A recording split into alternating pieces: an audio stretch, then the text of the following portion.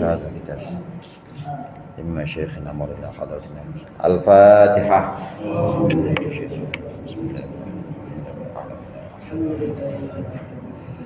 إياك نعبد وإياك نستعين صراط الذين أنعمت عليهم.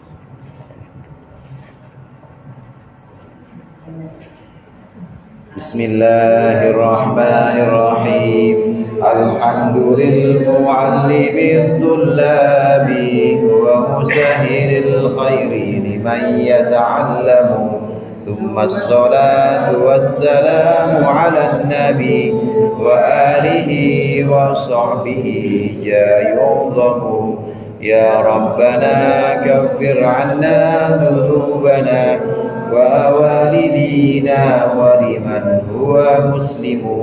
ندعوك اللهم علما نافعا من يومنا إلى الحساب يقوم. آمين آمين آمين ويا فتاح. آمين آمين آمين ويا عليم. Alhamdulillahilladzi faddala bani adama bil ilmi wal amal ala jami'il alam. Allahumma salli wa sallim ala sayyidina Muhammadin sayyidil arabi wal ajam wa ala alihi wa ashabihi ya nabiil ulumi wal hikam.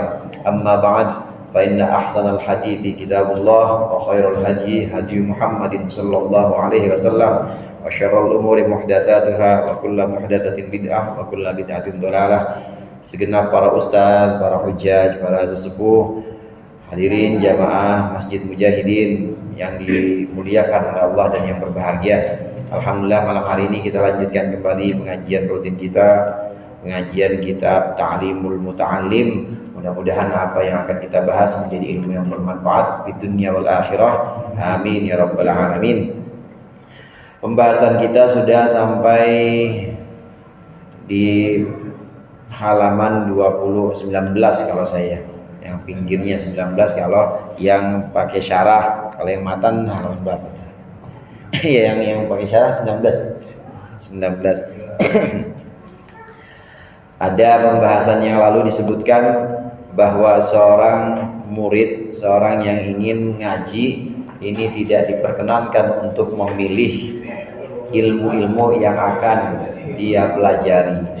Lalu bagaimana kalau murid tidak boleh memilih sendiri? Yang boleh memilih adalah guru. Yang memilihkan ilmunya adalah guru. Yang paling pantas untuk murid ketika dia baru masuk pondok pesantren, ya aqidatul awam dulu. Ya aqidatul awam yang paling rendah. Kemudian nanti baru disusul dengan ilmu-ilmu akidah yang lain yang lebih tinggi lagi. Jurumiyah dulu, nanti baru mutamimah, baru yang lain alfiyah dan seterusnya. Karena yang tahu persis tentang tahap-tahap untuk belajar itu adalah guru. Bagaimanapun guru itu punya pengalaman dia. Ya pengalaman diri sendiri, di mana guru-guru ini pasti dulunya belajar juga, mondok juga, nyantri, dan juga berguru kepada banyak kiai atau banyak gurunya. Dan juga punya pengalaman sudah banyak menangani santri-santri yang lain, pasti itu punya pengalaman yang namanya tajribah. Pengalaman inilah yang kemudian menyebabkan seorang guru itu tahu mana murid yang paling pas untuk dia belajar apa. Dia ini faknya ada di mana, dia ini khususnya atau keistimewaannya dia ini ada di bidang apa, maka ini diserahkan sepenuhnya kepada guru. Tapi lain hal dengan pendidikan modern sekarang ya. Pendidikan modern sekarang pilih sendiri, bapak-bapak hadir. Jurusan apa? Jurusan IPA. Habis itu jurusan IPS misalnya. Milih sendiri. Padahal sebenarnya guru yang memilihkan. Di pesantren-pesantren demikian, di pesantren-pesantren ini guru memilihkan mana yang paling pas, mana yang paling pantas untuk seorang santri. Bismillahirrahmanirrahim. Qala al-muallif rahimahullah wa nafa'ana bihi wa bi 'ulumihi wa bi barakatihi fid dharain amin. Wa kana Syekhul Imamul Ajallu al-Ustadz Burhanul Haq Waddin rahimahullah taala yaqul. Dan Syekh Ustadz Burhanuddin rahimahullah taala berkata, kana thalabatul ilmi fi zamanil awal orang siswa-siswa atau para penuntut ilmu di masa awal, di masa dulu, yufawwiduna amrahum fit ta'allum ila ustadihim. Mereka menyerahkan urusan mereka dalam belajar, menyerahkan kepada ustadz mereka atau guru mereka. Wa kanu yasiluna ila maksudihim, dan mereka sampai kepada maksud wa muradihim, dan juga kepada tujuan mereka. Wal'an, tapi sekarang yakhtaruna bi anfusihim, para santri, para murid memilih dengan dirinya sendiri. Fala yahsulu maksuduhum, maka tidak hasillah apa maksuduhum, maksudnya para santri, minal ilmi wal fikhi, dari ilmu dan juga pemahaman. Fikih bisa punya arti fikih yang kita kenal sebagai hukum-hukum syariat yang sifatnya terperinci. Bisa juga fikih ini punya pengertian paham, faqiha yafqahu, fikhan itu artinya fahima yafhamu fahman, bisa punya dua arti. Di sini sepertinya yang lebih tepat di sini adalah pemahaman. Murid-murid santri-santri dulu itu biasanya menyerahkan pilihannya kepada kiainya, mau ditempatin mana aja. Ada santri yang memang nggak boleh ngaji, saudara. Jadi kerjanya apa? Ya pokoknya ngabdi aja, ngabdi. Pokoknya ngabdi di rumah kiai. Ya waktunya dia nyelayanin tamu, ya tamu bikinin kopi, bikinin air minum. Waktunya dia bersihin kamar mandi, ada yang begitu. Tapi nanti begitu pulang kampungnya jadi orang. Begitu pulang ke kampungnya, ini banyak santrinya, banyak jamaah yang ngaji sama dia. Karena tahu memang anak ini kalau suruh belajar, ini bocah kalau suruh belajar kayaknya nggak bakal bisa nih. Belajar sekarang ini pas-pasan, pemahamannya pas-pasan. Jadi bagaimana? Ngabdi aja, ngabdi dengan barokah dari gurunya. Pengabdiannya ini benar-benar ikhlas, pengabdiannya ini benar-benar karena hormat ta'zim kepada gurunya, dan juga karena Allah. Begitu pulang dibuka itu pemahaman-pemahaman oleh Allah, nggak pakai belajar. Nah, kiai-kiai, guru-guru dulu tuh tahu ada murid-murid yang memang pas-pasan, mau disuruh ngapal kadang-kadang qul huwallahu ahad Allahu samad hafal, qul huwallahnya lupa gitu. Dia ngapalin bait yang pertamanya hafal, bait yang keduanya belum hafal, mau ngapalin bait yang kedua, yang pertamanya dia lupa lagi. Ada yang begitu, maka oleh kiai biasanya dah ngabdi aja. Bisa di rumah kiai atau bisa di madrasah, sekolah, bersih-bersih dan lain sebagainya.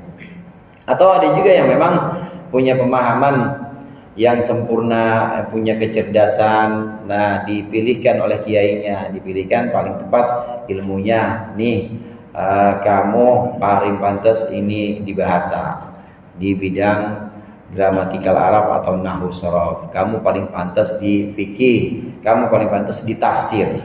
Jadi dari satu pesantren itu, dari satu pondok itu ada beberapa semacam pembagian jurusan, ada beberapa spesialisasi yang kiainya itu tahu, guru-gurunya tahu mana yang paling pas buat muridnya. Itu dulu katanya di sini disebutkan oleh Syekh Zarnuji, fi zamanil awal, di zaman awal dulu. Tapi kalau sekarang ini pada milih sendiri. Kenapa orang-orang dulu itu ilmunya manfaat, barokah? Karena memang pasrah, tunduk kepada guru, pilihan-pilihannya guru yang ingin, pilihan-pilihan guru yang mereka andalkan. Mereka tidak mengandalkan pilihan sendiri, tapi guru yang memilihkan. Nah, sedangkan pada zaman-zaman berikutnya, terutama juga zaman sekarang, ini kebanyakan santri atau para pelajar ini milih pelajarannya sendiri. Alhasil, ya mereka nggak dapat apa-apa karena milih sendiri. Ternyata sebenarnya dia bisanya di bidang bahasa, tapi dia malah milih IT. Ternyata IT nggak jadi apa-apa. Dan sebenarnya kemampuannya dia di bidang agama, tapi ternyata dia milih perbankan. Akhirnya di bank kagak, diundang tahlil juga kagak bermimpin. Jadi nggak bisa apa-apa, magel. Jadi nggak bisa apa-apa, nanggung semua ilmunya karena milih berdasarkan pilihan sendiri. Beda sama santri-santri dulu yang pasrah kepada pilihan-pilihan kiai-kiainya atau gurunya. Ada cerita di sini tentang Muhammad bin Ismail yang kita kenal dengan Imam Bukhari. Wa kana yuhka anna Muhammad bin Ismail, dan dihikayatkan bahwa sesungguhnya Muhammad bin Ismail al-Bukhari rahimahullahu taala, Imam Bukhari, kana bada'a bi kitabatis shalah. Imam Bukhari itu membaca, bada'a di sini punya makna arti qiraah, membaca atau mengaji bi kitabatis shalah tentang bab salat ala Muhammad bin Hasan, kepada gurunya yaitu Muhammad bin Hasan rahimahullah. Faqala lahu Muhammad bin Hasan, maka berkata kepada Al-Bukhari gurunya Muhammad bin Hasan, yaitu guru yang namanya Muhammad bin Hasan, idhab wa ta'allam, pergi dan belajarlah engkau ilmal hadis, akan ilmu hadis. Lima ra'a anna dzalikal ilma al-yaqu bi tabihi, karena sesuatu yang mengetahui siapa Muhammad bin Al-Hasan bahwa sungguhnya ilmu itu, maksudnya ilmu hadis, al-yaqu bi tabihi, itu lebih layak, lebih pantas dengan karakter atau dengan kesesuaiannya Imam Bukhari. Fatolaba, maka mencari Imam Bukhari ilmu hadis, akan ilmu hadis. Fasara fihi muqaddaman, maka jadilah Imam Bukhari dalam ilmu hadis muqaddaman, sebagai orang yang terkemuka ala jami'i aimmatil hadis, atas seluruh imam-imam hadis. Imam Bukhari nama aslinya Muhammad bin Ismail, sebutannya Al-Bukhari karena memang lahir di Bukhara. Bukhara itu sekarang daerah-daerah Uzbek, ada makamnya. Imam Bukhari ini makamnya di Uzbek.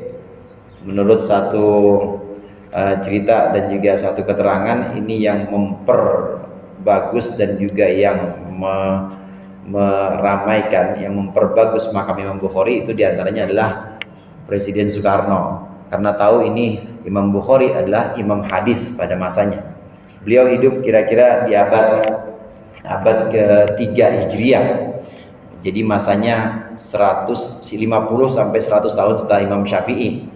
Artinya Imam Bukhari bermadhab, madhabnya Syafi'i. Kalau kita lihat di Sahih Bukhari itu Muhammad bin Ismail Al-Bukhariyu Asy-Syafi'iyu madhaban. Jadi Imam Bukhari madhabnya Syafi'i.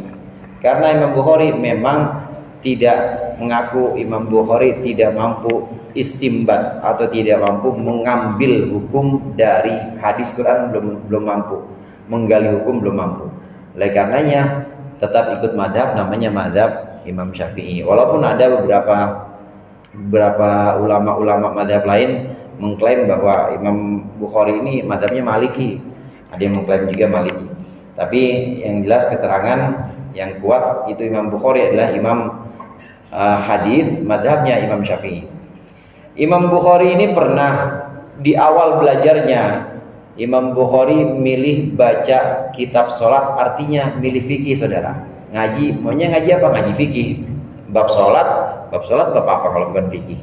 Fikih ngaji. Bab sholat, yang membatalkan sholat, syarat-syarat sholat, ngaji kepada gurunya namanya Muhammad bin Hasan. Setelah beberapa kali pertemuan, gurunya Muhammad bin Hasan bilang, wahai Bukhari, ente pergi aja, nggak usah ngaji beginian. Jangan ngaji begini, jangan ngaji fikih, tapi cari ilmu hadis. Karena gurunya Muhammad bin Hasan ini tahu betul bahwa Bukhari yang sedang belajar ini paling layak dan paling pantas adalah ilmu hadis untuk dia. Benar ini, karena nurut pada gurunya. Kata gurunya udah cari ilmu hadis saja, maka Imam Bukhari kemudian mencari ilmu hadis dan jadilah sebagai orang yang terkemuka di bidang hadis. Waktu itu hadirin, memang pada masa itu yang terkenal itu bukan imam-imam hadis, tapi imam mujtahid atau imam fikih. Yang terkenal pada waktu itu Imam Malik, Imam Hanafi, kemudian Imam Syafi'i dan Imam Ahmad bin Hambal. Ini adalah imam-imam madhab yang 4. Jadi imam-imam fikih yang 4 ini selain ulama fuqaha, selain ahli fikih, tentu juga ahli hadis. Imam Malik ahli hadis juga, kitab hadisnya yang terkenal Muwatta namanya. Imam Abu Hanifah sangat ketat juga periwayatan hadisnya, jadi punya perbendaharaan hadis untuk menentukan hukum-hukum pasti. Yang namanya imam yang 4 ini masanya sebelum Imam Bukhari, ini pasti alim, alamah, ini pasti mahir dan juga pasti mumpuni, sangat menguasai hadis pasti. Kalau enggak mungkin bisa istimbat hukum atau menggali hukum, nggak mungkin. Ahli hadis. Nah setelah masa imam 4 ini, nah kemudian ada satu masa di mana orang-orang itu mulai meneliti hadis, di mana orang-orang itu mulai ramai-ramai untuk mencari mana hadis yang sahih, mana hadis yang sifatnya ini maudhu atau palsu, mana yang lemah dan lain sebagainya.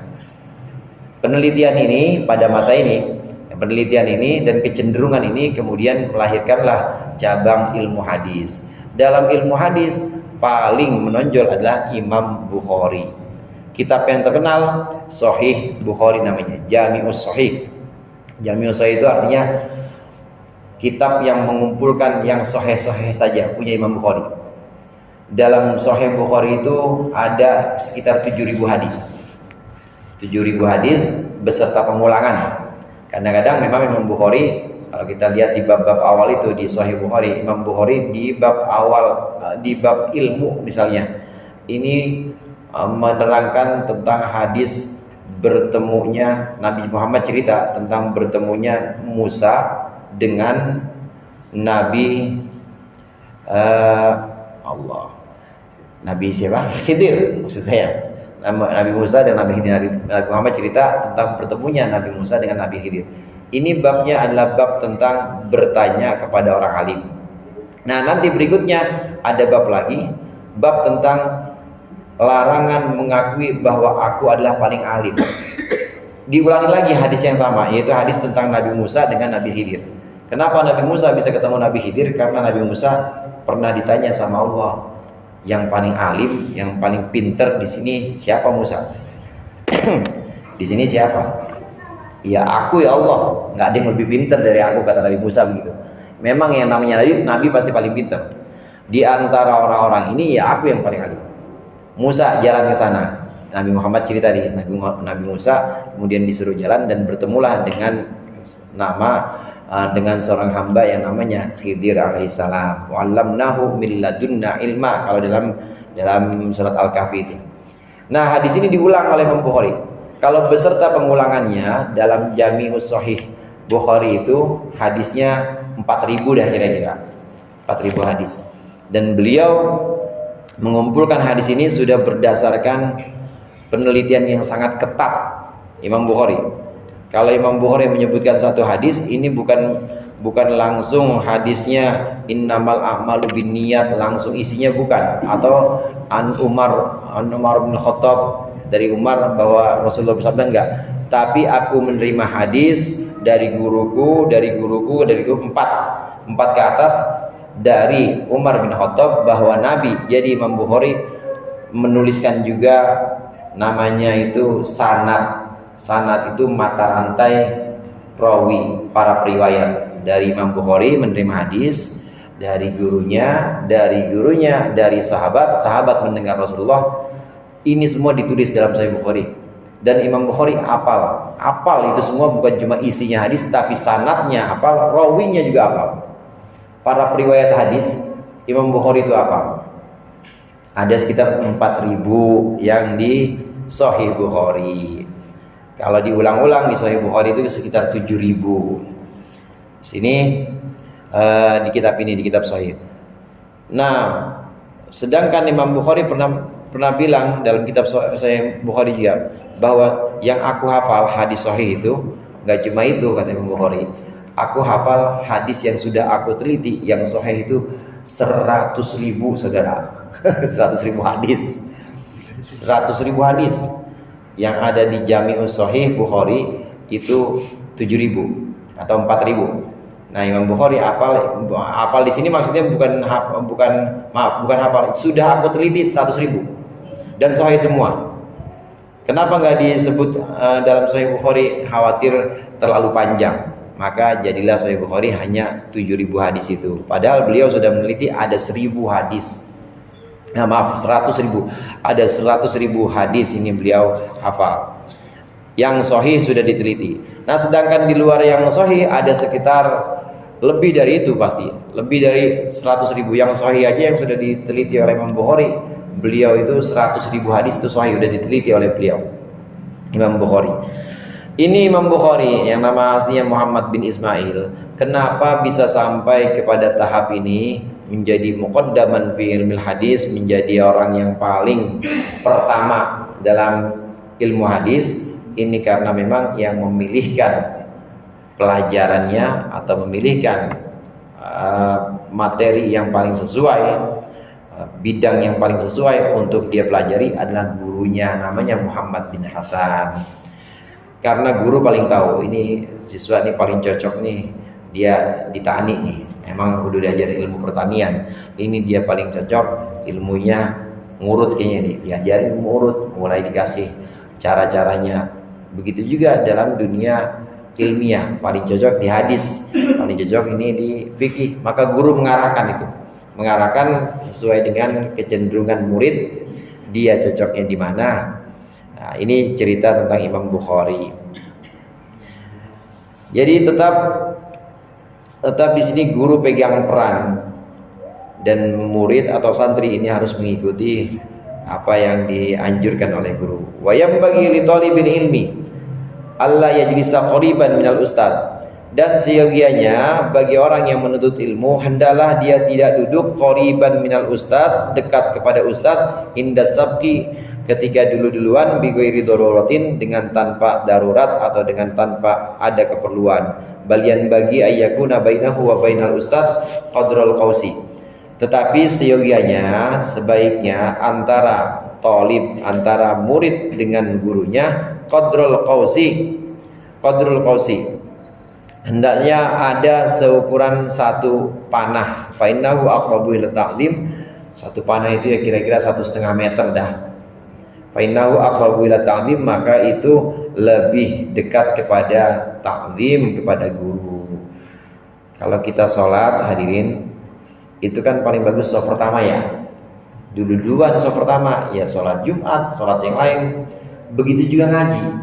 Ngaji itu paling bagus yang paling dekat sama gurunya. Cuma jangan dekat-dekat sama guru, jangan terlalu dekat, minimal 2 meter dah, minimal 2 meter, karena itu lebih takzim pada guru. Kalau dekat nanti kebangetan dekat sama guru, ya dekat-dekat sama guru rokoknya diminta dah. Ntar dia pinjem korek, ntar pinjem duit besok, kebangetan dekat. Jadi gimana? Jauhan dikit, jauhan sama guru, kira-kira 2 meter.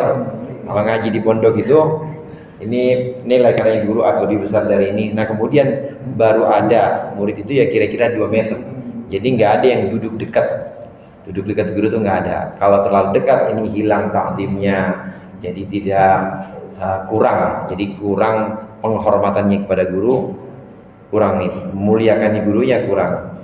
Minim atau paling dekat itu ya 2 meter dah.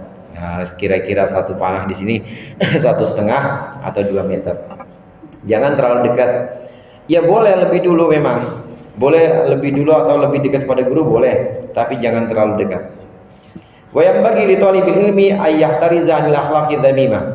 Dan seyogianya, seharusnya penuntut ilmu atau santri dia memelihara diri dari akhlak yang tercela. Fa innaha kilabun ma'nawiyun, karena sungguhnya akhlak tercela itu adalah anjing maknawi atau anjing yang sifatnya tidak terlihat. Faqad qala Rasulullah sallallahu alaihi wasallam, dan sungguh Rasulullah bersabda, la tadkhulul malaikatu baitan fihi kalbun aw suratun.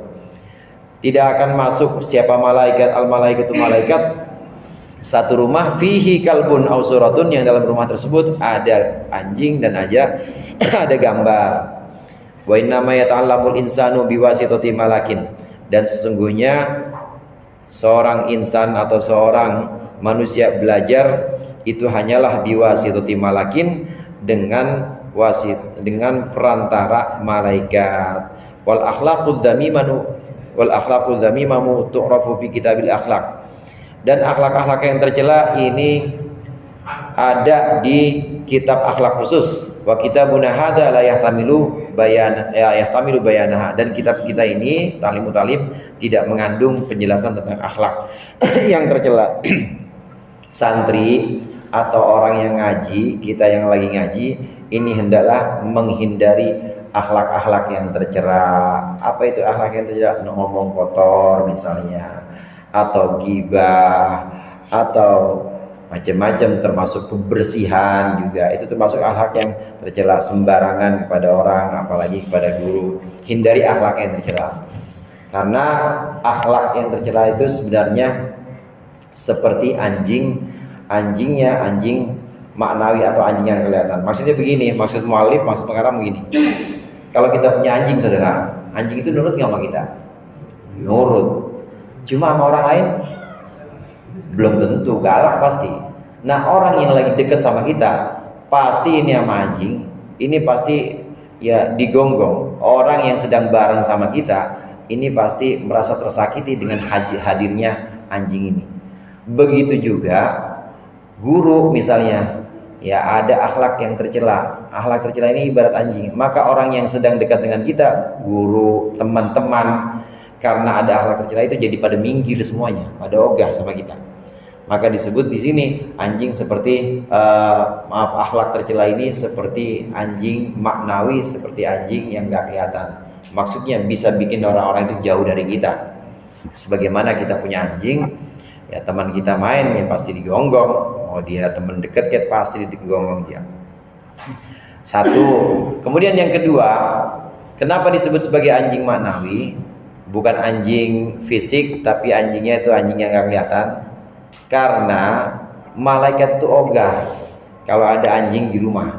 Demikian juga kalau ada akhlak buruk dalam diri seorang, malaikat itu seolah-olah melihat ada anjing juga. Maka dia nggak mau ke orang tersebut. Padahal ilmu ini bisa Allah berikan melalui perantara malaikat. Malaikat Jibril nggak pensiun sekarang. Nggak istirahat. Apa malaikat Jibril diantaranya menanamkan ilmu itu saja. Yang menanamkan ilmu, pemahaman, menanamkan termasuk juga menanamkan hafalan-hafalan, ilham juga. Ilham itu semacam petunjuk. Jadi kalau pada Nabi namanya wahyu, kalau kepada jemaah mujahidin jangan wahyu, udah habis, tapi ilham. Maksudnya petunjuk dari Allah. Kalau mau namain anak sih boleh wahyu sama ilham. Ini buat petunjuk Allah, kalau buat orang sekarang namanya ilham, udah nggak ada wahyu. Siapa yang memberikan? Malaikat Jibril. Begitu juga memasukkan pemahaman, memasukkan keimanan dalam hati seorang, malaikat Jibril. Dan malaikat lain juga mungkin. Nah, malaikat-malaikat ini perantara kita dalam menerima ilmu. Malaikat ogah dekat-dekat. Kalau ada orang akhlaknya jelek, untuk kantor ilmu itu ogah. Sebagaimana malaikat nggak mau dekat-dekat rumah yang ada anjingnya. Jadi diumpamakan anjing ini, diumpamakan akhlak tercela ini sebagai anjing, cuma nggak kelihatan akhlaknya, nggak kelihatan, maaf, nggak abstrak, nggak kelihatan bentuknya. Dia bisa membuat orang-orang lari dari kita, dan juga membuat malaikat itu enggan. Malaikat enggan. Nanti di bab-bab setelah ini juga ada. Di antaranya malaikat yang menyampaikan kita ilmu. Tugasnya malaikat itu yang membagikan ilmu, membagikan pemahaman. Jangan berakhlak buruk, karena malaikat ogah sama orang yang akhlaknya buruk. Sebagaimana malaikat ogah masuk rumah yang ada anjingnya. Terus jangan pindah-pindah duduknya. Ya Ustaz ini kan di sini aja nih, terus kalau ada Bang Ajis ya. Pindah. Sesaat lagi juga jangan pindah-pindah. Karena malaikat juga biasanya mengantarkan pemahaman di tempat itu. Begitu pengen diantar, tahu-tahu ganti. Lah ini bukan orang kemarin nih, nggak jadi dikasih. Karena harusnya dikasih sama orang itu di tempat yang memang biasanya dia duduk. Nah ternyata pindah duduknya, maka malaikat nggak jadi dikasih ilmu. Perantara kita mendapatkan ilmu ini yang menyampaikan adalah malaikat. Malaikat ini anti atau malaikat sangat jauh kepada akhlak-akhlak yang buruk. Jangan sampai ada akhlak yang buruk. Sebagai seorang santri atau orang yang ngaji, hendaklah menghindari sifat buruk. Apa sih akhlak yang buruk itu? Kata pengarang, pembahasan tentang akhlak buruk enggak di sini, karena kitab ini hanya membahas tentang cara belajar dari sisi mengulang-ulang pelajarannya, menghormati buku, menghormati guru. Dari sisi itu aja kitab ini tidak mengajarkan kitab ini tidak membahas tentang cara belajar ditinjau dari akhlak yang buruk, nggak membahas itu kata pengarang. Tapi disebutkan sedikit di sini. Wal yahtaris khususan anit takabburi, dan hendaklah dia menjaga, orang yang ngaji hendaklah menjaga khususnya dari takabbur, dari sombong. Wa ma'at takabburi, dan bersama sifat takabbur la yahsulul ilmu, tidak akan hasil apa ilmu. Akhlak buruk itu banyak, ada ujub, ada takabur, ada riya, pamer, kemudian ada sum'ah. Kalau riya itu pengen dilihat, kalau sum'ah itu pengen didengar, pengennya omongannya didengar aja, namanya sum'ah. Ada macam-macam, ada hasud, dengki, ini namanya akhlak buruk. Disebutkan yang paling utama untuk seorang yang ngaji ini takabur, saudara. Takabur atau sombong. Kalau sombong itu pasti ilmu gak bakal masuk. Orang datang pengen ngaji sama guru, nah dia baru masuk aja ke rumah gurunya udah ngerasa paling pinter, kira-kira bakal masuk gak tuh omongan guru? Gak bakal masuk, ya udah takabur. Dia pengen dipakein baju sama guru, tapi bajunya dia kegedean. Nyampe ke rumah guru udah pakai jas, udah pakai, pokoknya udah pakai baju-baju yang ini, yang mahal-mahal, dan guru pengen memakein baju dia sebenarnya bukan yang mahal, tapi baju yang ikhlas, baju yang bersih. Nah, dia udah pakai jas duluan, yang gak bakal masuk baju yang dikasih guru. Makanya harus bagaimana, dilepas dulu itu. Seorang murid misalnya udah punya ilmu, maka ketika mendengarkan pelajaran dari guru, maka ilmu yang dulu tuh sementara dilepas dulu. Artinya dilepas bukan berarti dihilangin, bukan dilupain, bukan. Artinya lepas, merasa bahwa dia itu nggak bisa apa-apa dulu. Namanya tawadhu yang demikian. Tawadhu lawannya takabur. Jadi harus bagaimana? Harus merendah di hadapan guru. Karena kalau tidak merendah, nggak bakal masuk. Omongan yang diajarkan guru, materi-materi yang disampaikan guru nggak bakal masuk. Karena dia tidak merendah. Tidak merendah itu nama lainnya takabur. Maka takabur ini sifat sombong, adalah sifat yang paling pertama kali harus dijauhi oleh seorang santri. Dikatakan di sini al ilmu harbun. Al ilmu harbun lil fatal muta'ali kasayli harbun lil makanil ali. Ada lagi sini ya Ustaz. Kalau saya satu doang itu. Al ilmu, bermula ilmu itu harbun lil fatal muta'ali, itu harbun lil fatal muta'ali. Ilmu itu adalah musuh untuk pemuda yang sombong atau pemuda yang tinggi hati. Kasaili harbun lil makanil ali, seperti air atau seperti aliran air. Harbun lil makanil ali itu musuh bagi tempat yang tinggi. Air kita tahu ngalirnya pasti ke bawah, air pasti ngalirnya ke tempat rendah. Ada gitu banjirnya ke atas kan nggak ada. Jadi yang masuk duluan yang atas, yang bawah malah nggak masuk, nggak ada. Pasti dia yang rendah dulu. Air itu musuh kepada tempat tinggi. Demikian juga ilmu musuh pada orang-orang yang tinggi hatinya. Maka harus dihilangkan sikap takabur. Mudah-mudahan bermanfaat. Allahumma anfa'na bima 'allamtana wa 'allimna ma yanfa'una warzuqna faman nabiyyin wa hifdzal mursalin wa hamal malaikatil muqarrabin bi rahmatika ya arhamar rahimin. Sallallahu ala sayyidina Muhammad wa ala alihi wasallam. Walhamdulillahi rabbil alamin. Assalamualaikum warahmatullahi wabarakatuh.